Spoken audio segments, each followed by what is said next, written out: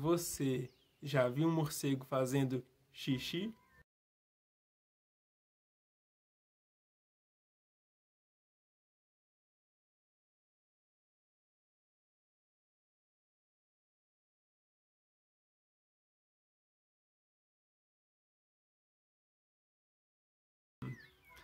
E aí, povo bonito que me acompanha nessa quarentena?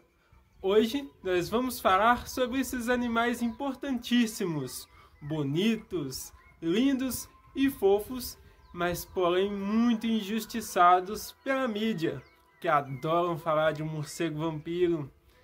Isso mesmo, hoje nós vamos falar sobre os morcegos, que acho que a única representação boa é o Batman. Os morcegos são muito importantes e eles nos ajudam muito, muito mesmo, e nós vamos ver por quê. E como eu sei que vocês não leem artigos e os livros, as referências que eu deixo, então vou recomendar outras mídias para vocês. Os podcasts do Desabraçando Árvores e o Morcegando Cast, que falam muito de morcegos e outros animais também. Vou deixar aqui nas referências que vocês podem ouvir enquanto fazem qualquer outra coisa.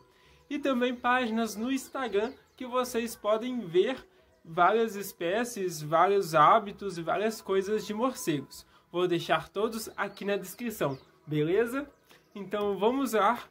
Primeiro, nesse vídeo nós vamos tratar 5 temas. O que são morcegos, o que eles comem, o que eles fazem e onde habitam. Tudo isso hoje no Globo Repórter. E por que a gente não pode matar morcegos, beleza? Então, algumas pessoas dizem que morcego é um rato grande que fica velho, cria asas e voa. Isso é verdade? Claro que não, né? Então, o que são morcegos? Eles são aves? São insetos? Às vezes as pessoas associam tudo que é nojento com inseto. Então, o que são morcegos? Primeiro, eles são mamíferos, assim como eu e você que está me assistindo. Por quê? O que define um mamífero? São animais que têm pelos e glândulas. Dentre essas, uma específica, a glândula mamária, com a capacidade de produzir leite. Então os morcegos têm essas características e por isso são mamíferos. E mais que isso, eles são os únicos mamíferos com a capacidade de voar. Tá, mas e o esquilo voador? Então, ele não voa, ele cai com estilo. Os morcegos sim, eles voam. Então, como são as asas dos morcegos? É formada pela mão deles, que os dedos são muito grandes, e entre eles tem uma membrana, uma pele que une todos os dedos ao corpo, formando assim a asa do morcego. Em comparação, uma pessoa com 1,70 m, se ele tivesse uma asa como a de morcego, ele teria seus dedos com 3 ou 4 metros esticado e uma membrana que una todos esses dedos ao corpo. E os morcegos, eles têm mais de 5 sentidos. Quais são os 5 sentidos que você e eu temos? Visão, audição, paladar, olfato e o tato. Os morcegos têm mais 2. O 6º sentido, que é a ecolocalização. É a capacidade de se orientar no espaço através do som. Então, como funciona essa ecolocalização? Imagine como você andaria à noite, no escuro, sem nenhuma luz. Você ia com a mão tentando encontrar as coisas na superfície ali, né? Para não cair, não bater em nada. No caso, os morcegos, eles emitem um som em uma frequência que nós não conseguimos ouvir. Aí esse som, ele sai do morcego, ele bate na superfície e volta. E o morcego escuta esse reflexo de som.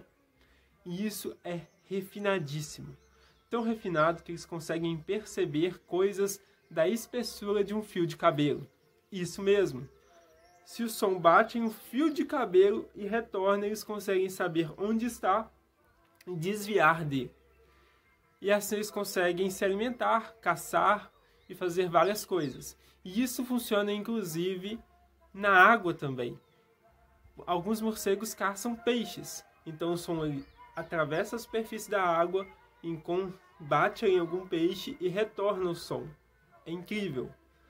E eles conseguem então pegar esse peixe. Então algumas pessoas acreditam que essa capacidade deixa os morcegos cegos, ou que os morcegos são cegos porque eles já têm o som. Mas isso é mentira. Os morcegos têm olhos e eles conseguem enxergar.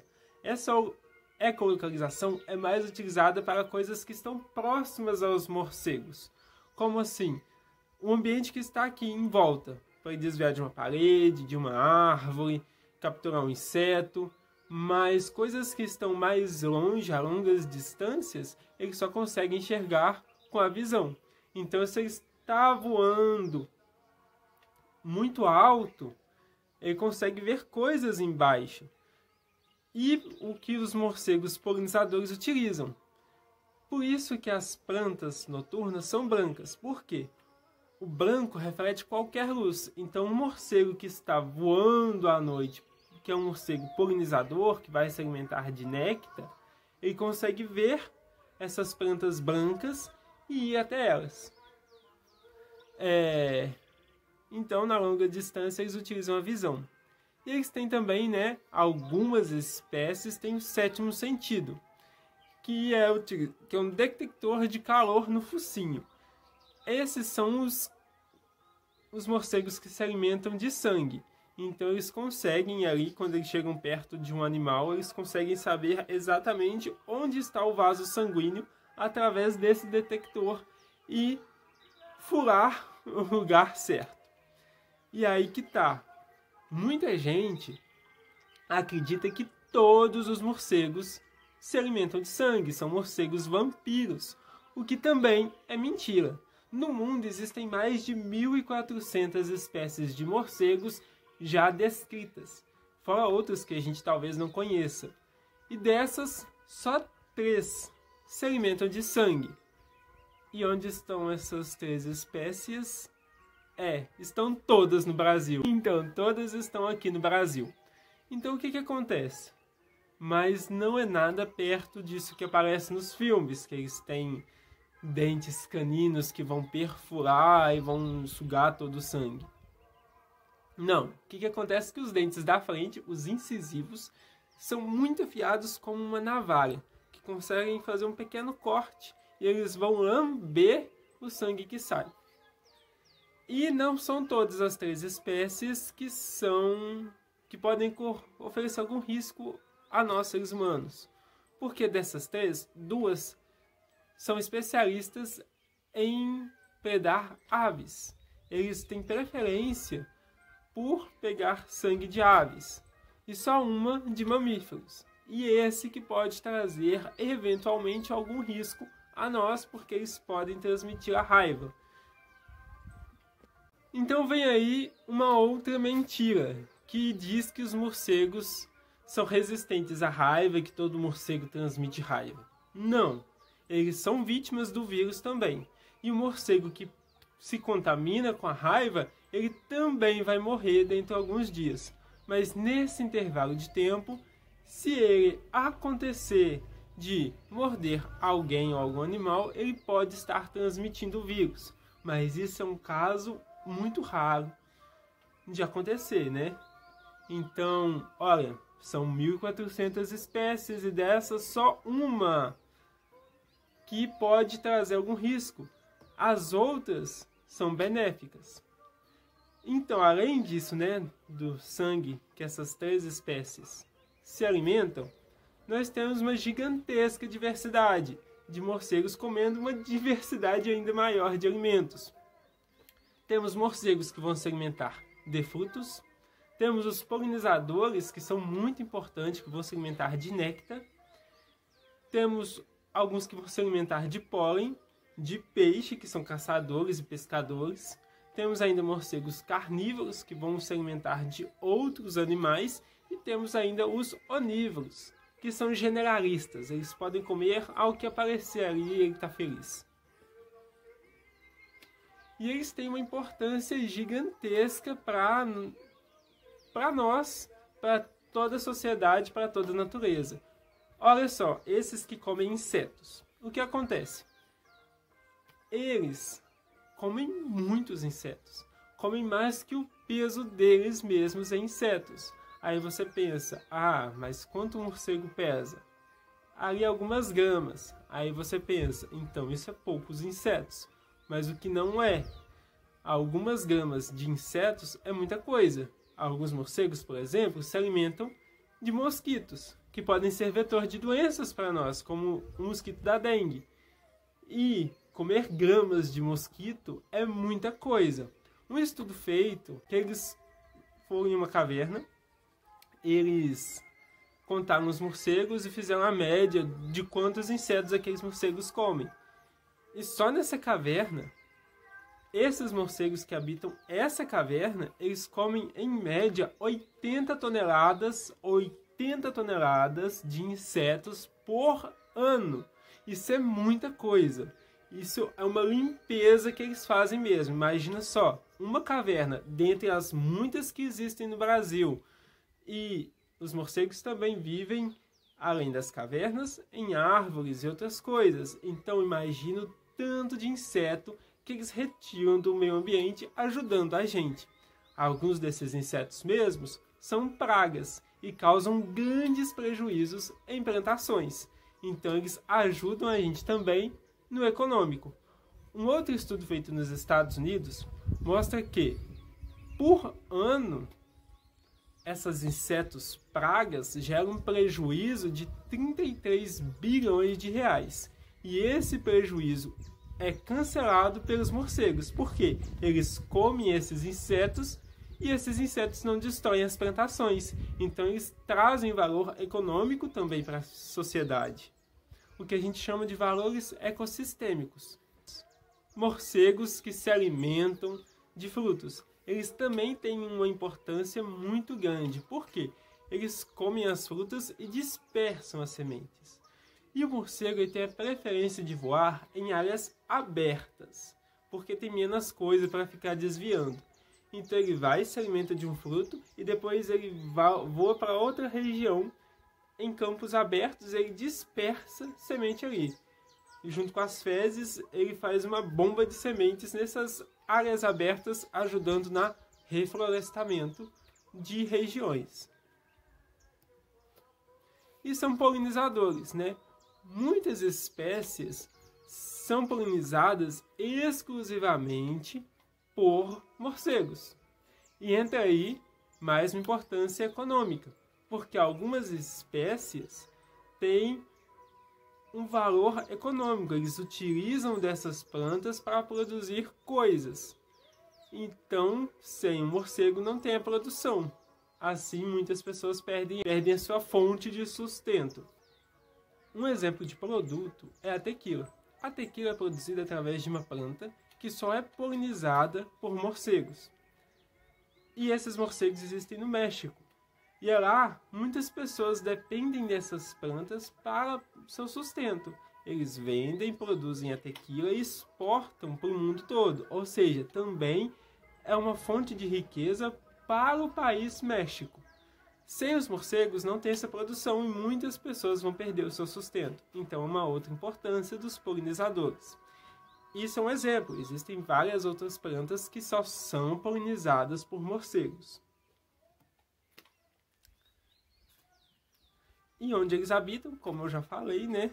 Em cavernas e locais fechados, como árvores muito fechadas, às vezes em casas abandonadas, prédios abandonados. Então, onde tiver um escuro que eles possam passar o dia, eles ficam bem ali. E os morcegos, eles saem de manhã, bem cedo, e à noitezinha. E eles ficam nesse intervalo de tempo que eles saem. Então, de dia, quando o sol está quente, eles ficam em seus abrigos.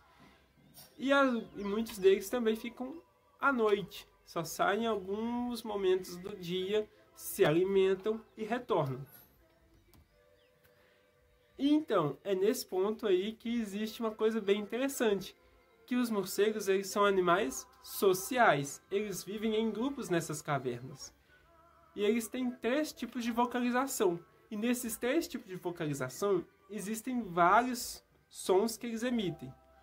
Um tipo de vocalização é quando eles estão voando normal, eles vocalizam para emitir sons, né? E encontrar ali as barreiras. Como eu já disse, o som bate nessas coisas que estão no caminho, retornam e eles conseguem desviar e se orientar.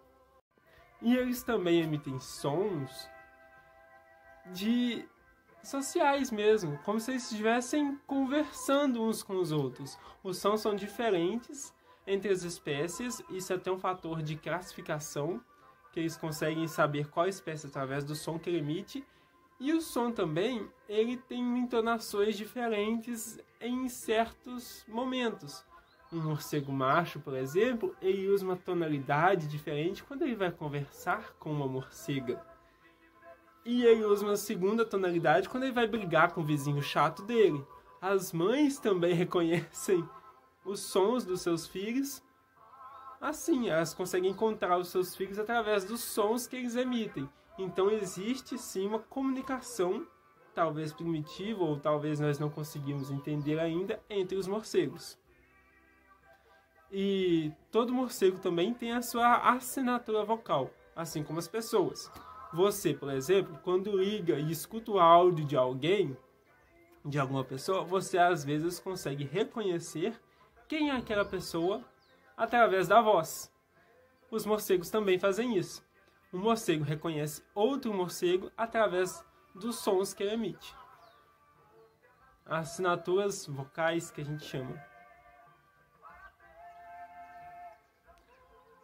Então, mas como os morcegos voam, né? Batendo as asas. Mas mais isso, eles têm muitas adaptações para o voo, né? Como os ossos deles são mais leves, assim como os de muitas aves. Tem ossos leves para diminuir a densidade e conseguir voar. E algumas partes do corpo são especialmente adaptadas, como as mãos, que formam as asas, e as pernas também têm adaptações. Elas são mais pequenas, não são tão robustas, e elas têm a principal função de se prender, o que também economiza energia para voar, porque o morcego simplesmente cai e começa a voar.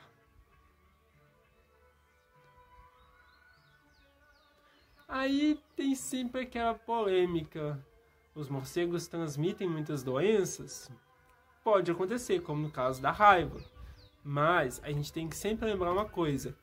Qualquer organismo vivo, principalmente os animais, eles podem transmitir doenças. Um coelhinho branco ali, ele pode te transmitir doenças. Cachorros, gatos, qualquer coisa pode ser um potencial transmissor de doença. Por quê? Porque todo ser existente tem uma microbiota existindo junto a ele.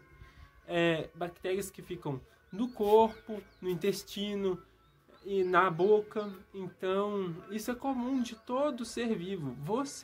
Você tem nesse momento milhões de bactérias na sua pele, na sua boca, no seu intestino. Essas bactérias, elas vão até mesmo te ajudar, te proteger, ajudar na digestão e várias outras coisas. Então, o que acontece principalmente dos morcegos, o principal culpado, na verdade, somos nós mesmos. Com o desmatamento, por exemplo, que o morcego está lá, vivendo ali no seu habitat natural, com a sua cadeia alimentar e tudo mais. Aí as pessoas vão e desmatam, destroem esse ambiente. Então esses morcegos que estavam lá quietinhos, vêm e entram em contato com as pessoas. E é nesse contato que se transmitem algumas doenças. Como, por exemplo, fezes dos morcegos podem transmitir. Você entra em contato ali com bactérias que você nunca entraria se eles estivessem lá na floresta, vivendo no ambiente natural deles. Então, o principal problema do espalhamento de doenças somos nós mesmos, os seres humanos. O coronavírus ainda não é certo se ele foi pegado dos morcegos. Na verdade, Minto aqui, ó. Lembrando, acredita-se que foi de um pangolim, mas morcegos também têm coronavírus. Eu vou deixar um link aqui do Minuto na Terra que explica o coronavírus em morcegos. Então, gente, espero que vocês tenham entendido, ou pelo menos aprendido alguma coisa. Agradeço por vocês terem me assistido até o final. É isso aí, muito obrigado.